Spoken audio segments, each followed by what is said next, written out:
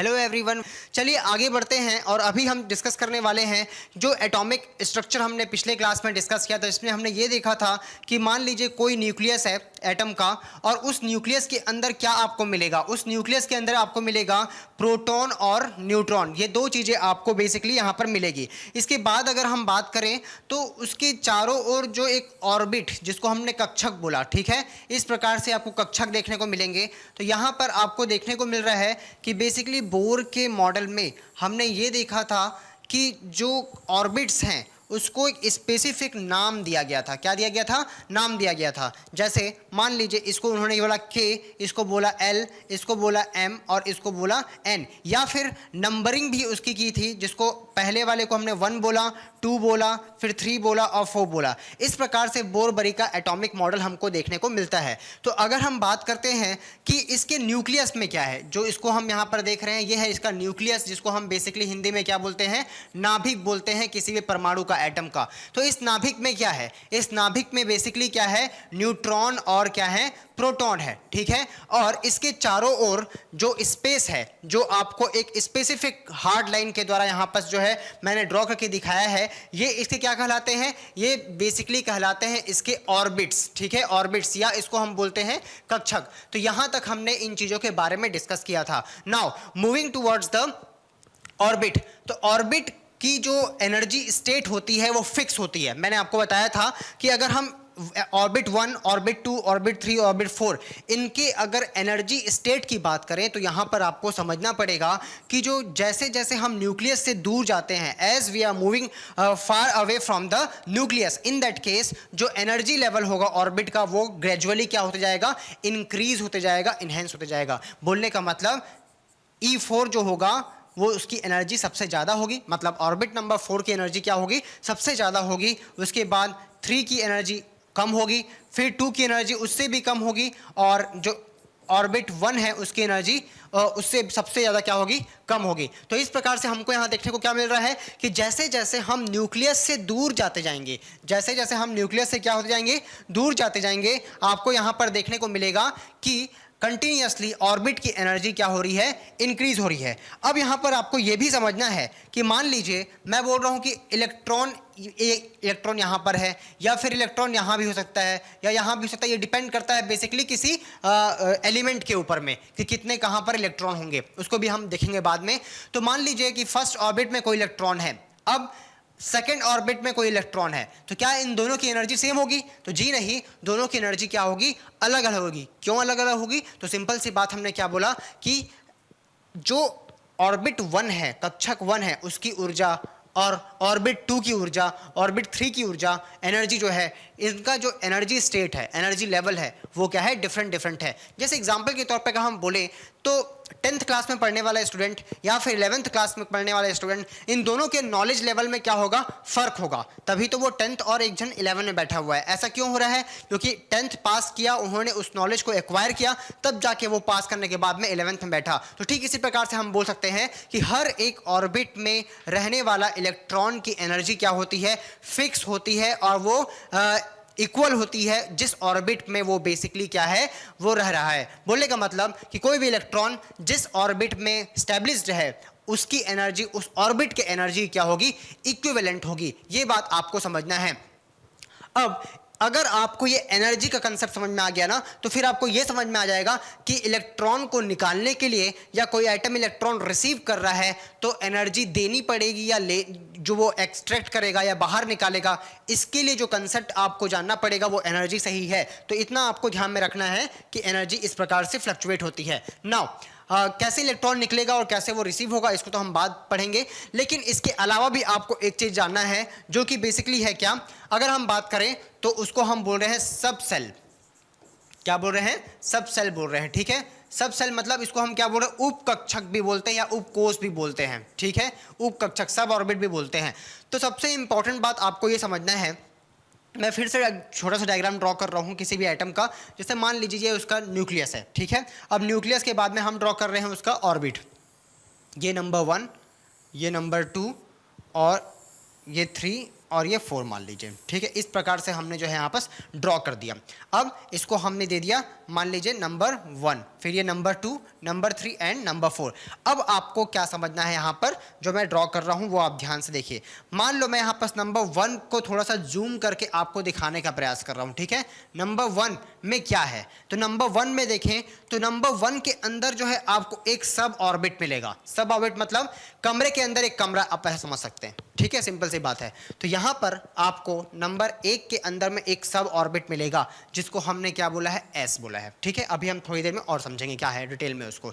फिर हम नंबर 2 पे जाते हैं, तो नंबर 2 को जूम करके जब हम देखते हैं तो हमको पता चलता है कि यहाँ पर 2 सब ऑर्बिट है, ठीक है। एक को हमने बोला एस और एक को बोला हमने पी। इसी प्रकार से जब हम ऑर्बिट 3 में जा रहे हैं, जब हम ऑर्बिट 3 में जा रहे हैं और उसको जूम करके देखते हैं तो वहाँ पर आपको कितने दिखते हैं, 3 दिखते हैं। कौन कौन से, एस, पी और डी। इसी प्रकार से जब हम नंबर 4 की ओर जाते हैं तो आपको जो है यहाँ पर 4 ऑर्बिट दिखेंगे। कौन कौन से, एस, पी, डी और एफ। बोलने का मतलब क्या है कि आपको यहाँ पर जो है 4 चीज़ें देखने को मिलेगी। कौन कौन सी, S, P, D and F. तो ये आपको समझना है। तो अभी तक मैंने क्या बताया कि अगर मान लीजिए ऑर्बिट है 1, 2, 3 एंड 4, तो उसके सब ऑर्बिट भी होंगे, ठीक है। सब ऑर्बिट या सब सेल भी उसको हम बोल सकते हैं, ठीक है, सब सेल्स भी उसको बोल सकते हैं। तो अगर 1 है मतलब कि आप ये समझिए न्यूक्लियस के पास जो पहला ऑर्बिट है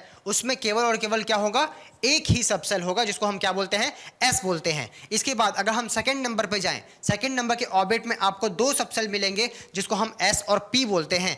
इसी प्रकार से तीसरे ऑर्बिट में आपको 3 एस, पी और डी मिलेंगे एंड फोर्थ में आपको 4 S, P, D and F आपको मिलेगा। अब ये है क्या भाई, तो आप ये समझिए ऑर्बिट क्या होता है। मैंने आपको बताया कि ऑर्बिट जो है बेसिकली ये स्पेस, न्यूक्लियस के चारों ओर का स्पेस जहां पर probability of finding electron will be maximum, अर्थात जहां इलेक्ट्रॉन की पाए जाने की प्रायिकता अधिकतम हो, अर्थात 95 से 98%, 95 to 98% जहां पर इलेक्ट्रॉन की पाए जाने की प्रायिकता होती है, इसी को हम क्या बोलते हैं, बेसिकली ऑर्बिट बोलते हैं।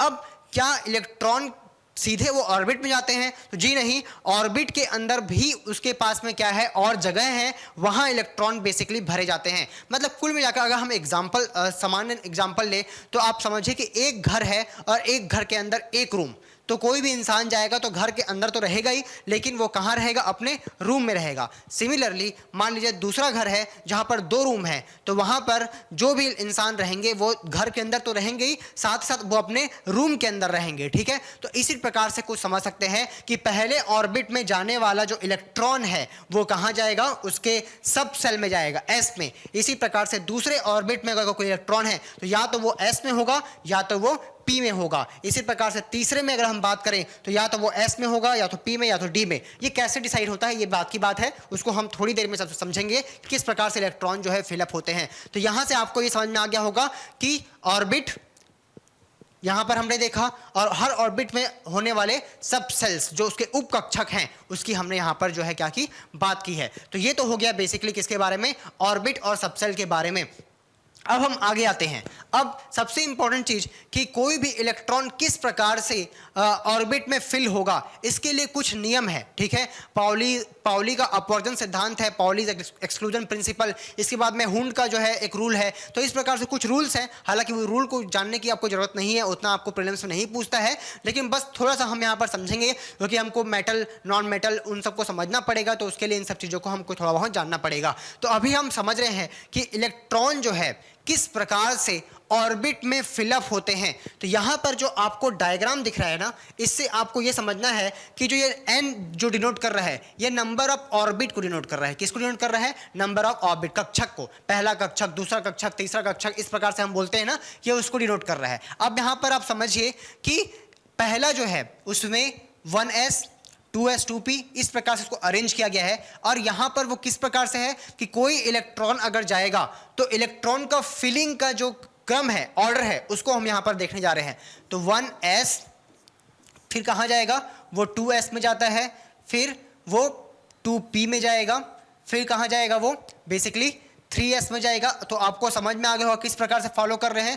पहले 1s में गए, उसके बाद फिर कहां गया, 2s में, उसके बाद 2p में, फिर 3s में, फिर 3p में जाएगा, फिर 4s में जाएगा, और फिर 3d में जाएगा, फिर 4p में जाएगा, फिर 5s में जाएगा, एंड सो ऑन। तो जैसे कि एग्जाम्पल के तौर पे मैं आपको यहाँ पर बता देता हूँ कि s जो है, s की अगर हम बात करें तो इसमें केवल और केवल एक ही बोल सकते हैं बॉक्स होता है जिसमें 2 इलेक्ट्रॉन मैक्सिमम भरे जा सकते हैं। कितने? 2 इलेक्ट्रॉन।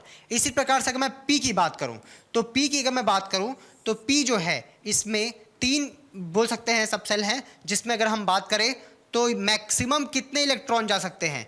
मैक्सिमम जा सकते हैं बेसिकली यहाँ पर 6 इलेक्ट्रॉन। ठीक है, कितने इलेक्ट्रॉन? 6 इलेक्ट्रॉन। जितने बॉक्स मल्टीप्लाई बाय 2 कर दीजिए उतने इलेक्ट्रॉन से आप जा पाएंगे। इसी प्रकार से अगर हम बात करते हैं, मान लीजिए p के बाद में d की बात करते हैं तो d में होते हैं 5। ठीक है, कितने ब्लॉक्स होते हैं? 5 होते हैं। तो यहाँ पर से आपको समझना है कि यहाँ पर मैक्सिमम कितने इलेक्ट्रॉन भरे जा सकते हैं। तो सिंपली यहाँ पर समझेंगे तो यहाँ पर कितने इलेक्ट्रॉन जाएंगे? यहाँ पर मैक्सिमम जाते हैं अगर हम बात करें तो आपके 10 इलेक्ट्रॉन्स, इस प्रकार से। अच्छा, ये ऊपर नीचे क्यों हो रहा है? एक को ऊपर एक को नीचे, तो ये स्पिन है। इलेक्ट्रॉन अपने जगह पे तो क्या होते हैं बेसिकली, जो रिवॉल्व तो होते ही हैं, लेकिन अपने एक्सिस में भी क्या होते हैं? वो बेसिकली घूमते हैं। इसको कुछ इस प्रकार समझ सकते हो कि अर्थ सन के अराउंड रोटेट तो होता है, अर्थ जो है सन के अराउंड रिवॉल्व होता है, सॉरी सन के अराउंड जो है रिवॉल्व हो रहा है, घूम रहा है, चक्कर लगा रहा है सूर्य का, लेकिन अपने एक्सिस में भी वो क्या हो रहा है? घूम रहा होता है। तो उसी प्रकार समझिए कि इलेक्ट्रॉन जो है न्यूक्लियस के चारों ओर तो चक्कर लगा रहा है, लेकिन अपने एक्सिस में भी घूम रहा है। अगर वो क्लॉकवाइज घूमता है या एंटी क्लॉकवाइज घूमता है, उसके अकॉर्डिंगली, उसके स्पिन के अकॉर्डिंगली इसको अप डायरेक्शन में या डाउन डायरेक्शन में जो है दिखाया जाता है। तो हमेशा एक सब ब्लॉक में एक इलेक्ट्रॉन एक या तो क्लॉकवाइज होगा और दूसरा क्या होगा? उसका अपोजिट एंटी क्लॉकवाइज होगा। दोनों एक डायरेक्शन पे नहीं होते हैं, इसको आपको जो है ध्यान में रखना है। तो डी में कितने इलेक्ट्रॉन? डी में बेसिकली अगर हम बात करें तो आपके यहां पर हो गए बेसिकली 10 इलेक्ट्रॉन्स। इसी प्रकार से एफ की बात करें तो एफ में होते हैं 7 ब्लॉक्स। ठीक है, 1 2 3 4 5 6 एंड 7 मान लीजिए। तो इस प्रकार से, तो इसमें कितने इलेक्ट्रॉन जाएंगे? इसमें जाएंगे 7 मल्टीप्लाई बाई 2, मतलब हम बोल सकते हैं प्रकार से कितने जाएंगे?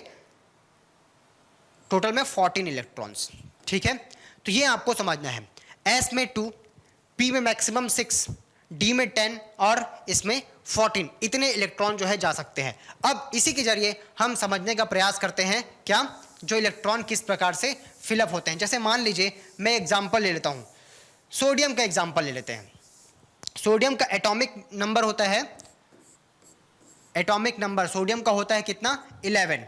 अब मैंने आपको बताया था कि अगर आपको एटॉमिक नंबर पता है कि एटॉमिक नंबर क्या होता है, एटॉमिक नंबर जिसको हमने क्या बोला था? परमाणु संख्या बोला था। तो परमाणु संख्या का मैंने आपको फॉर्मूला बताया था कि नंबर ऑफ प्रोटॉन के इक्वल होता है या फिर हम नंबर ऑफ इलेक्ट्रॉन के बोल सकते हैं। तो अगर किसी का एटॉमिक नंबर 11 है, जैसे सोडियम का है, तो वहां पर नंबर ऑफ इलेक्ट्रॉन कितने हैं? नंबर ऑफ इलेक्ट्रॉन 11 है। ये बात आपको क्लियर है?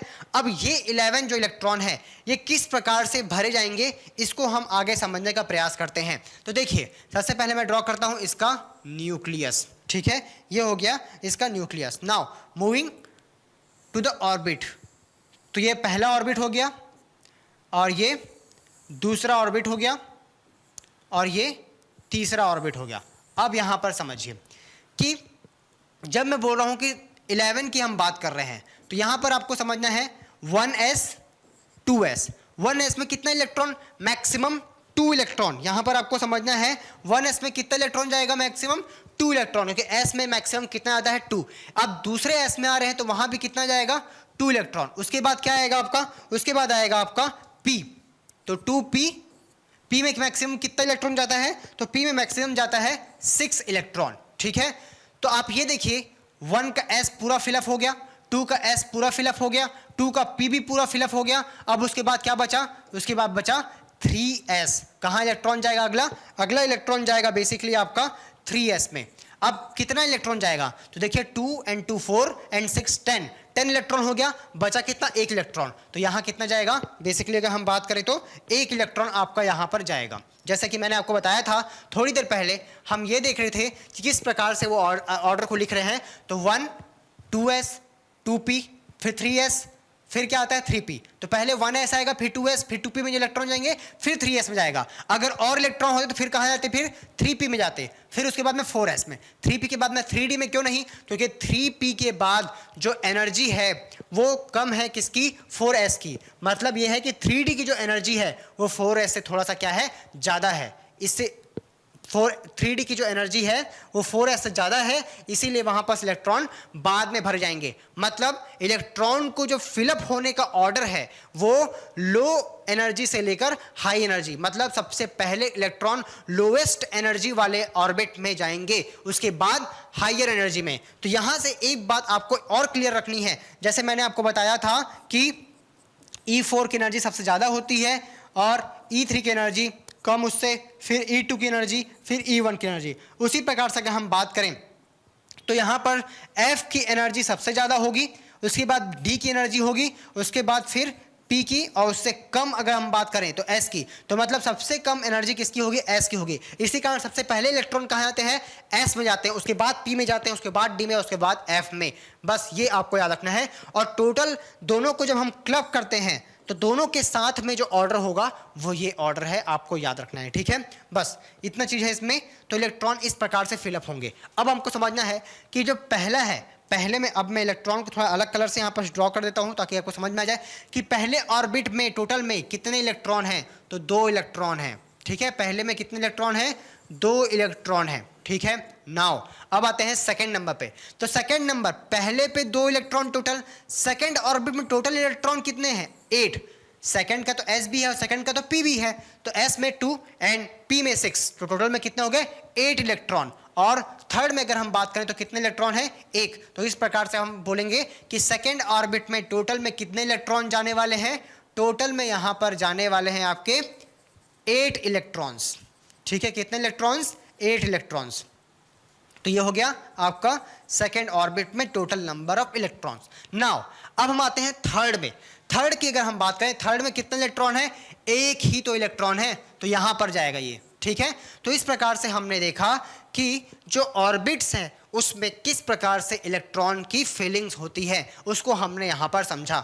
जब आप इलेक्ट्रॉन की फीलिंग को समझ जाएंगे तो उसके बाद फिर आयन का फॉर्मेशन क्यों होता है, कैसे होता है, इलेक्ट्रॉन डोनेट कैसे होगा, इलेक्ट्रॉन रिसीव कैसे होगा, इसको आप समझ जाएंगे। तो इतना एटलीस्ट आपको समझना जरूरी है। तो यहाँ तक हमने जो है इलेक्ट्रॉन कैसे फिल हो रहा है किसी भी ऑर्बिट में, इसको हमने समझा, ठीक है। तो आई होप ये बातें आपको जो है यहाँ पर समझ में आ गई होंगी। नाउ अब थोड़ा सा आगे बढ़ते हैं और कुछ नई चीज़ों के बारे में हम यहाँ पर जानने का प्रयास करते हैं। अगला हमारा जो टॉपिक है वो है वैलेंसी, वैलेंसी, ठीक है, and valence electron, valence electron, ठीक है। ये हमारा जो है अगला टॉपिक है। अगर इसको हिंदी में बोलें तो क्या हो जाएगा, ये हो जाएगा, वैलेंसी का मतलब होता है संयोजकता, ठीक है। एंड इसको क्या बोलेंगे हम, इसको बोलेंगे संयोजी इलेक्ट्रॉन, ठीक है, संयोजी इलेक्ट्रॉन। तो इन दोनों को हमको समझना है क्योंकि इसके बिना आप बाकी चीज़ों को नहीं समझ पाएंगे।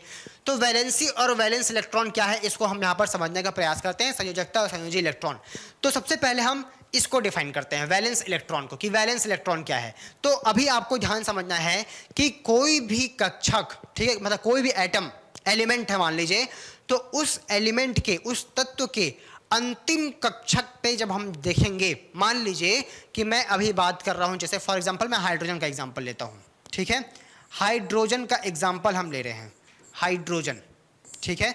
जब हम हाइड्रोजन की बात कर रहे हैं तो यहां पर आपको समझना है कि ये मान लीजिए हाइड्रोजन का ये जो है न्यूक्लियस है, केंद्रक है, और उसका ये पहला ऑर्बिट, हाइड्रोजन में एक ही ऑर्बिट होता है, ठीक है। और अगर हम बात करें हाइड्रोजन की परमाणु क्रमांक की तो वो कितना होता है, 1।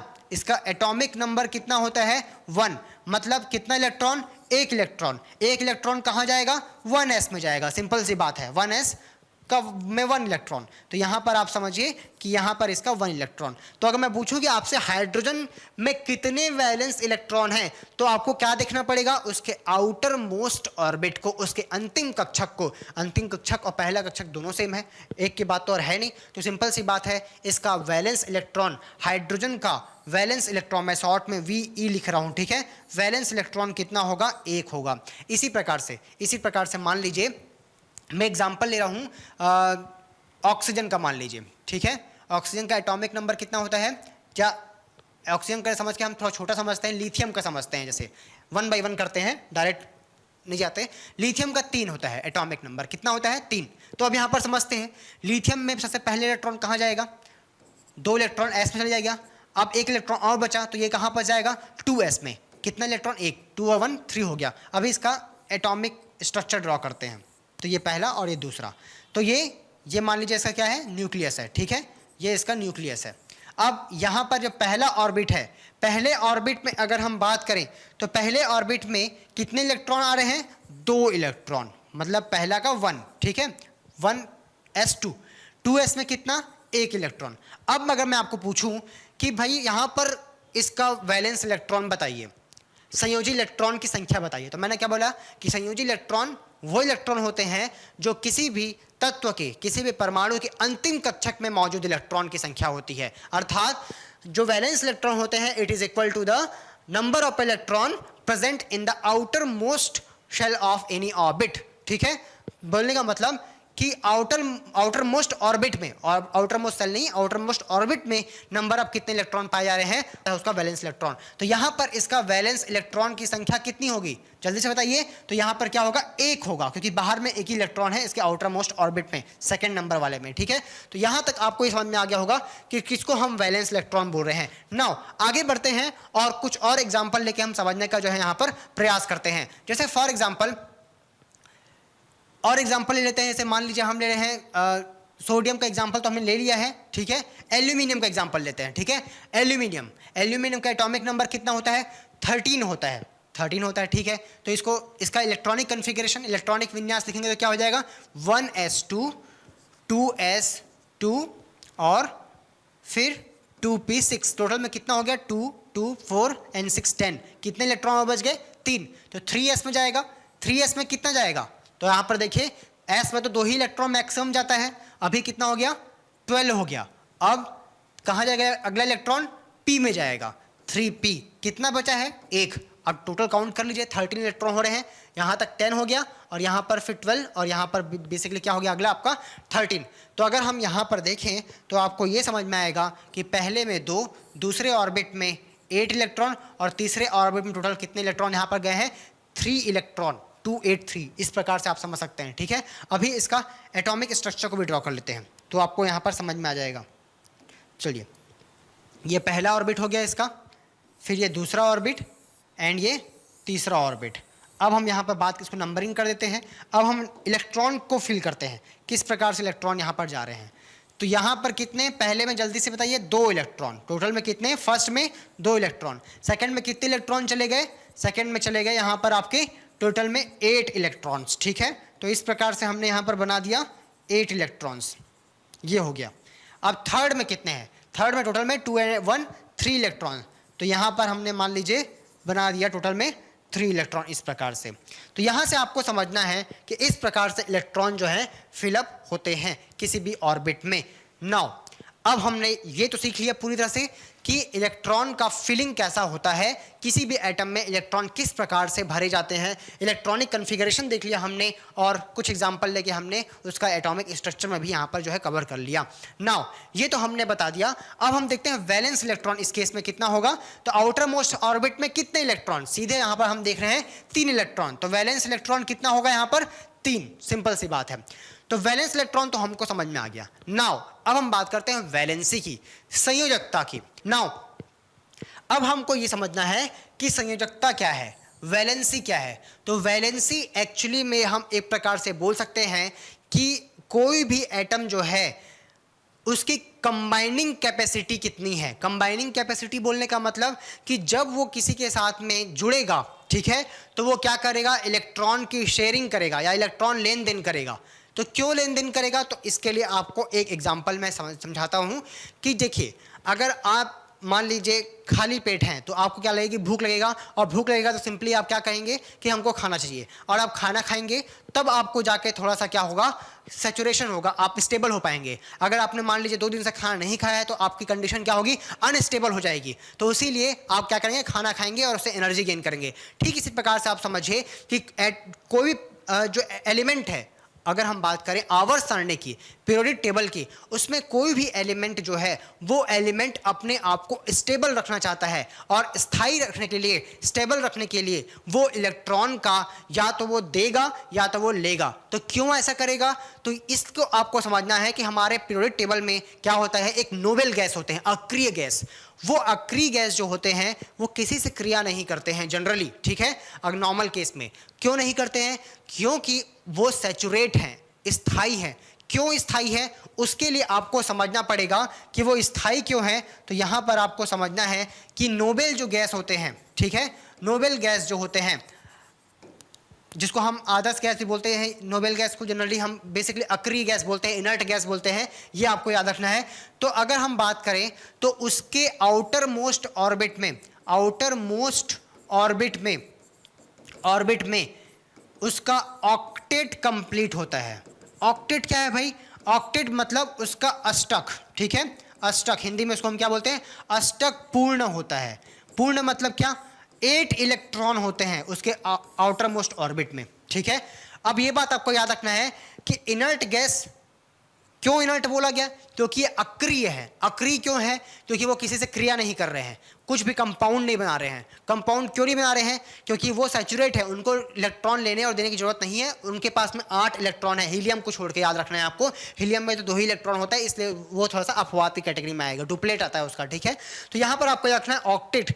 ऑक्टेट की जब हम बात करते हैं तो अगर किसी एटम के, किसी भी एलिमेंट के एटम के जो है आउटर मोस्ट ऑर्बिट में 8 इलेक्ट्रॉन है, मतलब वो स्टेबल की कैटेगरी में है, इसको आपको याद रखना है। तो अगर जब भी हम बात करते हैं कि कोई भी एटम जो है या एलिमेंट जो है उसको स्टेबल होना है, तो वो क्या करेगा, अपने आउटर मोस्ट ऑर्बिट में 8 इलेक्ट्रॉन पूरा करने की कोशिश करेगा। अब ये पूरा करने की जो बात है वो चाहे देकर करे चाहे लेकर करे, तो बाय डोनेटिंग इलेक्ट्रॉन या बाय एक्सेप्टिंग इलेक्ट्रॉन, ऑक्टेट जो कंप्लीट करता है, ऑक्टेट जो कंप्लीट करेगा, तो उसी को हम क्या बोलेंगे, उसकी वैलेंसी बोलेंगे। मतलब कुल मिला के हम यहाँ पर क्या बोल रहे हैं, वैलेंसी को हम किस प्रकार से डिफाइन कर रहे हैं, वैलेंसी को हम ये बोल रहे हैं कि number of electron, number of electron, चाहे वो क्या करे, नंबर ऑफ इलेक्ट्रॉन, चाहे वो डोनेट करे, ठीक है, क्या करे, डोनेट करे, डोनेट करे या फिर एक्सेप्ट करे,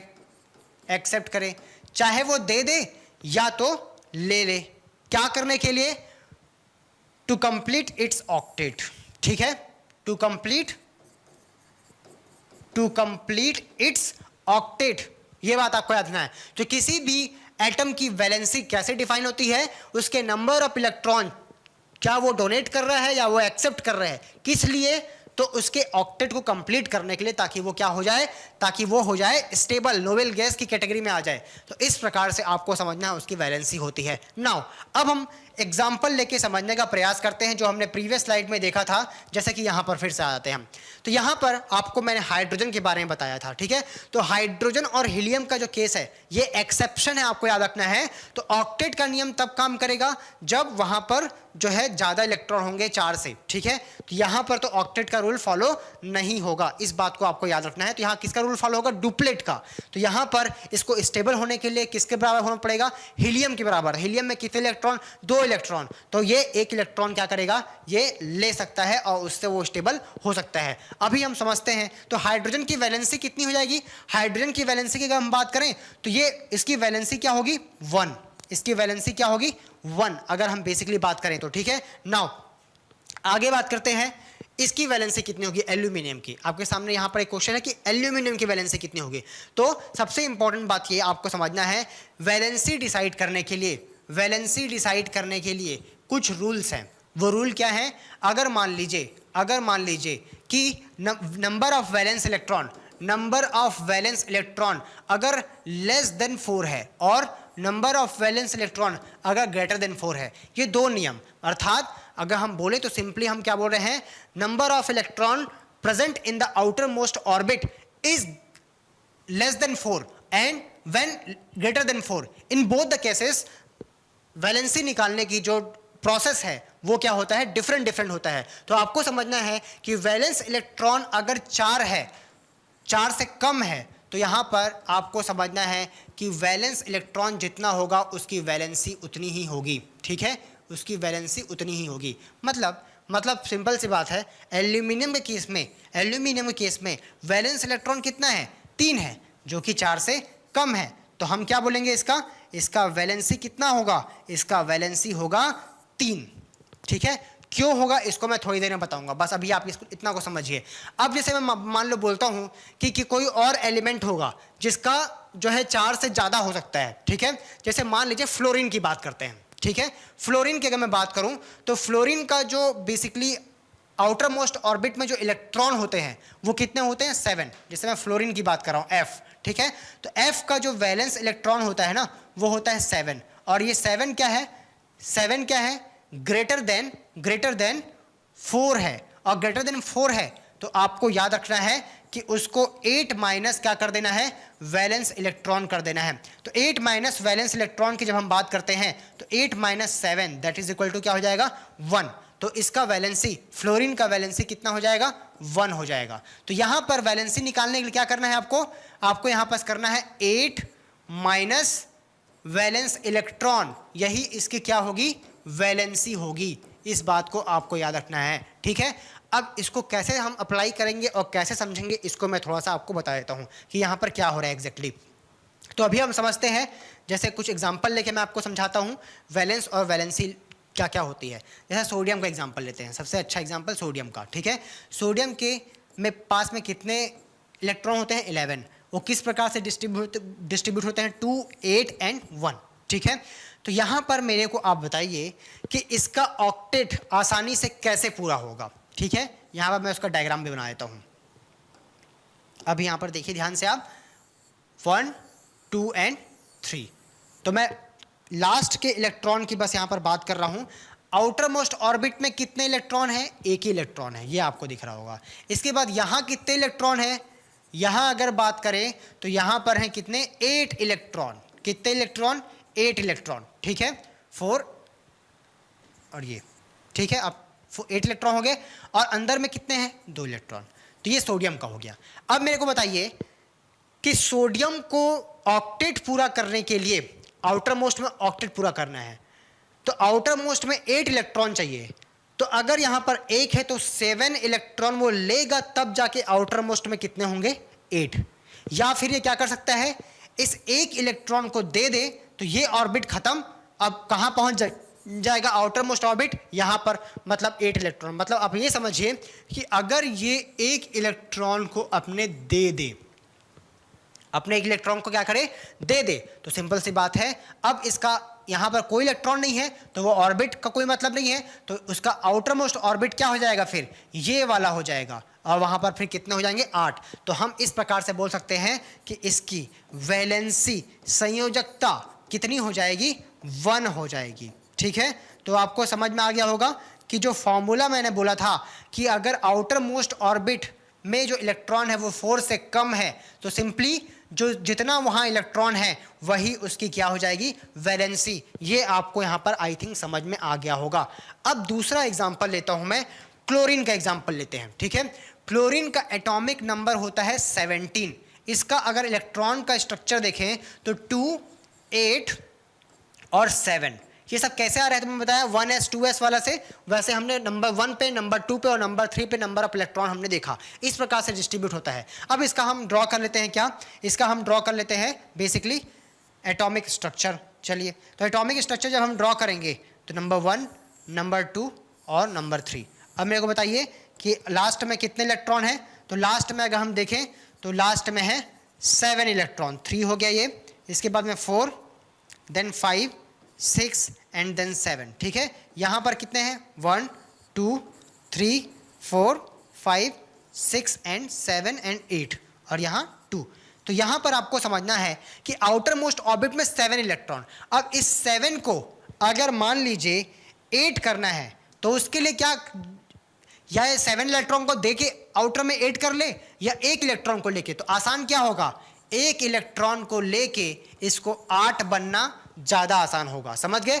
तो यहां से हमको ये समझ में आ रहा है कि ये इलेक्ट्रॉन क्या करेगा, एक रिसीव करेगा। अब एक इलेक्ट्रॉन रिसीव करेगा तो इसकी वैलेंसी कितनी होगी, इसकी वैलेंसी कितनी होगी 1। संयोजकता इसकी कितनी होगी 1। ठीक है, तो कैसे 1 हुई, तो फॉर्मूला जो मैंने आपको बताया था कि अगर number of valence electron greater than है किससे, 8 से, तो कैसे निकालना है उसमें valence electron 8 minus valence electron. तो 8 माइनस वैलेंस इलेक्ट्रॉन कितना है देखिए 7, तो 8 minus 7 that is equal to 1। यही इसी क्या है, वैलेंसी है। समझ गए? तो मैंने जो ट्रिक बताया उससे भी आप निकाल सकते हो, या यहां से भी आप कंसेप्ट भी समझ सकते हो कि किसी भी इलेक्ट्रॉन को अगर उसकी किसी भी एटम को उसकी वैलेंसी अगर पता करनी है, क्या कितना वैलेंसी होगा, तो उसके एटॉमिक स्ट्रक्चर पे हम जाएंगे, तब आपको पता चलेगा कि आउटर मोस्ट ऑर्बिट में अगर 4 से कम इलेक्ट्रॉन है तो वो इलेक्ट्रॉन देकर क्या करता है, ऑक्टेट पूरा करने का जो है प्रयास करता है। मतलब अगर 3 इलेक्ट्रॉन है तो 3 इलेक्ट्रॉन वो देगा, जैसे कि एल्यूमिनियम की वैलेंसी 3, ठीक है, हाइड्रोजन की वैलेंसी 1। इसी प्रकार से जो है अगर हम बात करें तो यहां पर आपको समझ में आ रहा है क्लोरीन की वैलेंसी कितनी है, 1 है, लेकिन वैलेंस इलेक्ट्रॉन कितने हैं 7। 1 इलेक्ट्रॉन वो क्या करेगा, रिसीव कर लेगा और बन जाएगा 8। ऑक्टेट कंप्लीट कर लिया तो उसकी वैलेंसी सिंपल से क्या हो गई, 1 हो गई। उसको कैसे निकालना है मैंने यहां पर बता दिया और इस तरीके से बता दिया। तो इस प्रकार से हमने यहां पर देखा वैलेंसी के बारे में, संयोजकता के बारे में। ठीक है, तो वैलेंस इलेक्ट्रॉन क्या होता है और वैलेंसी क्या होता है, आई होप आपको समझ में आ गया होगा। संयोजी इलेक्ट्रॉन और संयोजकता, मैं एक बार फिर से रिपीट कर दे रहा हूं।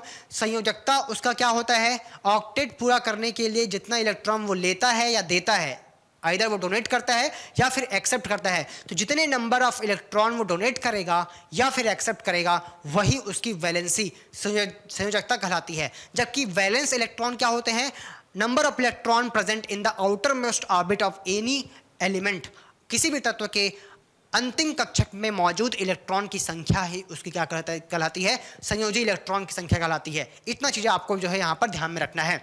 नाउ अब हम आगे समझते हैं किसके बारे में, आयोन्स के बारे में। ठीक है, ये बहुत इंपॉर्टेंट चीज है, इसको आपको समझना जरूरी है कि आयोन्स क्या होते हैं, आयन। ठीक है, आयन के बारे में क्यों, क्योंकि कोई भी कंपाउंड जब बनेगा ना तो उसके लिए आपको समझना पड़ेगा आयोन्स, या कोई भी फॉर्मूला जब बनता है। अब मैंने जैसे एग्जांपल के तौर पे लिया सोडियम और क्लोरीन का एग्जांपल लेते हैं हम। ठीक है, तो सोडियम और क्लोरीन आपस में मिलकर ये ना NaCl बना लेते हैं, NaCl बना लेते हैं। तो क्या ये सीधे ऐसा रिएक्ट करते हैं, नहीं, ये Na+ बन जाता है और ये Cl- बनता है, तब जाके रिएक्शन होता है। तो ये Na+ कैसे बना और ये Cl- कैसे बना, तो मैंने अभी थोड़ी देर पहले बताया कि सोडियम जो है ऑक्टेट कंप्लीट करके आपको स्टेबल करना चाहता है, क्लोरीन भी अपना ऑक्टेट कंप्लीट करके स्टेबल करना चाहता है। तो ये क्या वही इलेक्ट्रॉन दे और ले लेते हैं, नहीं, ये इलेक्ट्रॉन देते और लेते किसी के साथ में है, ये बात आपको याद रखना है। मतलब कोई इलेक्ट्रॉन देगा तो उस इलेक्ट्रॉन को लेने वाला भी तो कोई होना चाहिए, ऐसे ही जो है कहीं भी वो इलेक्ट्रॉन को थोड़ी नहीं दे देगा। इसका बोलने का मतलब ये है कि अगर कोई देने वाला है इलेक्ट्रॉन तो उसको एक्सेप्ट करने के लिए भी कोई एलिमेंट होना चाहिए। तो यहां पर आपको समझना है कि सोडियम ने जब एक इलेक्ट्रॉन जो है डोनेट किया तो उसको रिसीव किसने किया, क्लोरीन ने किया, और इस प्रकार से वहां पर क्या बना, NaCl बना। तो अब हम यहां पर समझेंगे कि कोई भी पॉजिटिव या नेगेटिव आयन कैसे बनता है। तो आपको समझना है, जब मैं बोल रहा हूं कि सोडियम में कितने इलेक्ट्रॉन मौजूद हैं, 11, 2, 8 और कितना 1, ये है। ठीक है, अब मेरे को बताइए इसमें कितने नंबर ऑफ इलेक्ट्रॉन भाई, तो 11 नंबर ऑफ इलेक्ट्रॉन। प्रोटॉन कितने होंगे, सोडियम में 11 है तो 11 प्रोटॉन भी होंगे। ठीक है, तो इस प्रकार से हम यहां पर समझ रहे हैं 11 इलेक्ट्रॉन और 11 प्रोटॉन। जब मान लीजिए ये एक इलेक्ट्रॉन को क्या कर दिया, डोनेट कर दिया। ठीक है, जब ये इलेक्ट्रॉन को क्या कर दिया, डोनेट कर दिया, दे दिया, उस स्थिति में यहां पर क्या हुआ, एक इलेक्ट्रॉन की कमी हो गई। मतलब अब इसके बाद में इलेक्ट्रॉन की संख्या कितनी हो गई, 10 हो गई। प्रोटॉन तो स्टिल कितने हैं, अगर इनके बीच में मैं डिफरेंस निकालूं तो क्या ज्यादा मिलेगा आपको, एक प्रोटॉन आपको ज्यादा मिलेगा, क्योंकि 10 इलेक्ट्रॉन 10 प्रोटॉन कैंसिल आउट मान लीजिए। ठीक है, तो एक प्रोटॉन आपको एक्स्ट्रा मिला, तो एक प्लस एक्स्ट्रा, इसीलिए सोडियम पे क्या लग गया, सोडियम पे लग गया एक प्लस एक्स्ट्रा। ये बात आपको याद रखना है। इसी प्रकार से क्लोरीन के एग्जांपल लेते हैं। चलिए, क्लोरीन क्लोरीन का एटॉमिक नंबर 17 होता है, 287, इस प्रकार से इलेक्ट्रॉन डिस्ट्रीब्यूट होता है। अगर मान लीजिए ये इलेक्ट्रॉन, अगर ये एक इलेक्ट्रॉन दिया और ये उसको क्या कर लिया, एक्सेप्ट कर लिया, तो यहाँ पर शुरू में अगर हम बात करें तो कितने इलेक्ट्रॉन, 17 इलेक्ट्रॉन, प्रोटॉन कितने, 17 प्रोटॉन। नाउ जब ये इलेक्ट्रॉन क्या किया, जब ये इलेक्ट्रॉन ले लिया तो उसके बाद ये क्या बन गया, इसमें इलेक्ट्रॉन का नंबर कितना हो गया, 18 इलेक्ट्रॉन हो गया। नाउ प्रोटॉन तो 17 ही है, ठीक है, तो क्या ज़्यादा है इसमें, 17 प्लस और 17 माइनस कैंसिल आउट, एक माइनस आपको बचेगा, ठीक है। तो क्लोरीन के ऊपर क्या लग गया, इसीलिए एक माइनस लग गया। तो आपको ये समझना है कि जब कोई इलेक्ट्रॉन दे रहा है, इसको हम बचपन से पढ़ते हैं, जो कोई इलेक्ट्रॉन देता है तो उस तत्व पे धनात्मक आवेश लग जाता है। तो ये कैसे लगता है उसको मैंने यहाँ पर एक्सप्लेन किया कि वहाँ पर नंबर ऑफ इलेक्ट्रॉन कम हो गया, जिससे हम कंपेयर किए प्रोटॉन से, तो वहाँ पास एक प्रोटॉन ज़्यादा हो गया सोडियम केस में, इसलिए उसके ऊपर क्या लग गया, एक प्लस लग गया। इसको आपको समझना है, ठीक है। इसी प्रकार से एल्यूमिनियम का भी एग्जांपल लेते हैं। चलिए एल्यूमिनियम का एग्जांपल मैं नेक्स्ट स्लाइड में समझा देता हूँ। एल्यूमिनियम की जब हम बात करते हैं, मान लीजिए एल्यूमिनियम कितना होता है, 283, 13 इसका एटॉमिक नंबर होता है, ठीक है। नाउ अगर ये 3 है तो मान लीजिए ये ऑक्टेट को पूरा करने के लिए 3 इलेक्ट्रॉनों क्या करेगा, डोनेट कर देगा, ठीक है। ये क्या कर दिया, डोनेट कर दिया। कितने इलेक्ट्रॉन को डोनेट कर दिया, 3 इलेक्ट्रॉन को डोनेट कर दिया। तो मेरे को बताइए शुरू में कितने इलेक्ट्रॉन, इसमें 13 इलेक्ट्रॉन और 13 प्रोटॉन, यही था। लेकिन जब ये डोनेट कर दिया तो नंबर ऑफ इलेक्ट्रॉन कितना बचा, 10, लेकिन प्रोटॉन स्टिल कितने हैं, बेसिकली हम बात करें तो 13 प्रोटॉन ही है। तो इस प्रकार से हम देखते हैं कि यहाँ पर 3 प्रोटॉन क्या है, यहाँ पर ज़्यादा हमको देखने को मिल रहे हैं as compare to electron. In that case हम क्या बोल सकते हैं कि ये जो है आपको एल्यूमिनियम के ऊपर 3+ के फॉर्म में दिखेगा। तो इस प्रकार से आयन का क्या होता है, फॉर्मेशन होता है। क्लियर है इतना। तो जो भी चीज़ें यहाँ पर हो रही हैं वो इलेक्ट्रॉन को देकर या लेकर होती है। जो इलेक्ट्रॉन देता है उसके ऊपर प्लस लगता है, जितना इलेक्ट्रॉन देगा उतना प्लस लगेगा। जो इलेक्ट्रॉन रिसीव करेगा, जितना इलेक्ट्रॉन रिसीव करेगा उतना उसका क्या होगा, बेसिकली उसके ऊपर में माइनस लगेगा। एक एग्जाम्पल मैं और ले लेता हूँ, जैसे ऑक्सीजन की बात करते हैं, ठीक है। ऑक्सीजन का एटॉमिक नंबर जो है, या नाइट्रोजन की बात कर लेते हैं या बोरॉन की किसी भी बात कर लेते हैं, ठीक है। जैसे नाइट्रोजन की बात कर लेते हैं, मान लीजिए 7, ये आपको समझने में आसानी होगी। तो 1s2 2p2 4 हो गए, और सॉरी 2s2 और 2p, यहाँ पर कितना हो जाएगा आपका 4, ठीक है।